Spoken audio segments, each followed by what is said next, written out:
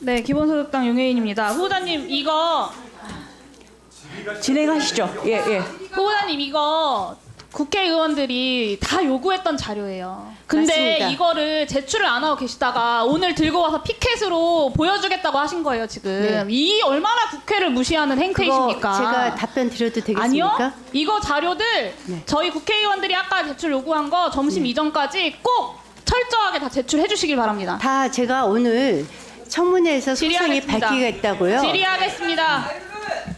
김행 후보자의 여성가족부 장관으로서의 전문성 그리고 자질은 앞으로 잘하겠다라는 말로만 믿고 넘어갈 수는 없는 일이라고 생각합니다.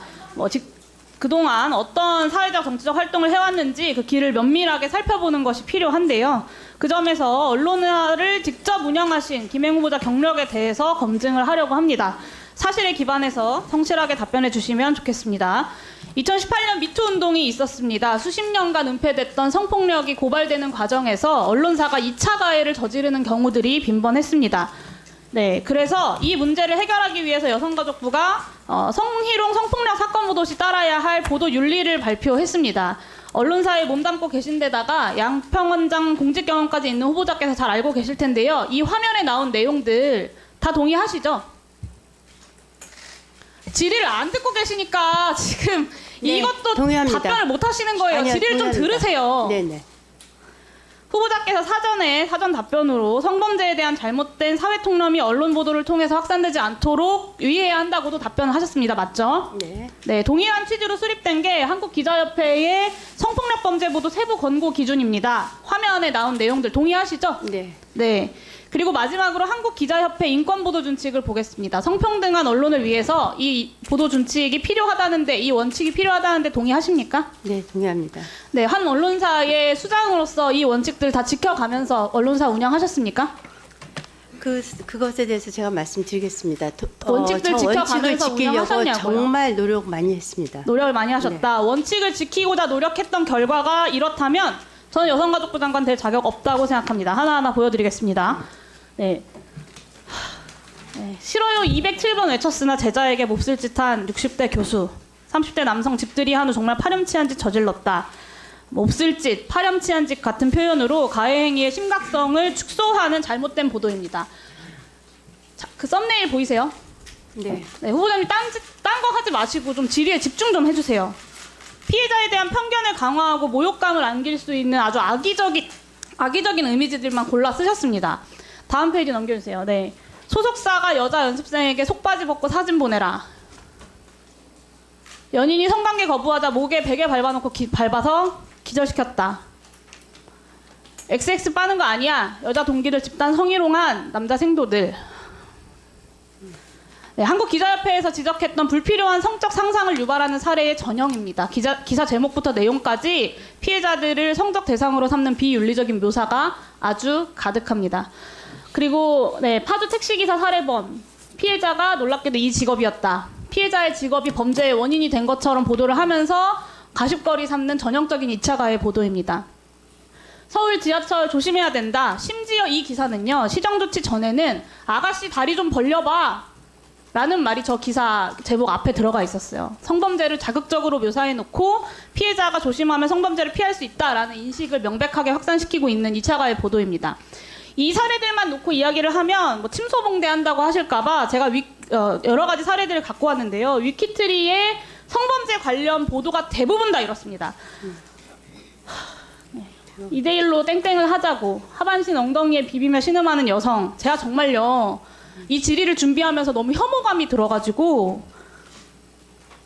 입에 다 담지도 못하겠습니다. 이 보도들 대부분이요, 김행 후보자가 경영에 관여한 이후의 기사들입니다. 그리고 언중이의 시장 공고를 받았던 기사들이에요. 근데도 지금까지 위키트리 홈페이지에 남아 있습니다. 그 사건에 대한 보도만 문제가 아니라요, 여성 유명인에 대한 성적 특성만을 부각한 성희롱적 보도도 악질적으로 양산을 했습니다. 넘겨주세요. 역대급 노출이다. 눈 풀렸다. 갈 때까지 갔다. 오우야. 이게 위키트리가 여성을 대하는 태도였어요. 그리고 팩트체크 없이 각종 커뮤니티들의 논란 글들을 퍼다 나르면서 유명인에 대한 사이버 불링도 조장했습니다. 지난 몇 년 동안 가십성 기사와 성희롱 그리고 악성 댓글로 인해서 여성 유명인들의 죽음이 연달아 발생했음에도 불구하고 반성하는 모습이 없이 계속해서 이런 기사들을 양산했고, 누군가를 죽음으로 내몰면서까지 트래픽 수를 올리는 데에만 위키트리가 정신이 팔려 있었던 겁니다. 모 여성 유명인이 스스로 세상을 등진 이후에 나흘 동안 그 유명인 관련된 기사가 몇 건인지 아시나요?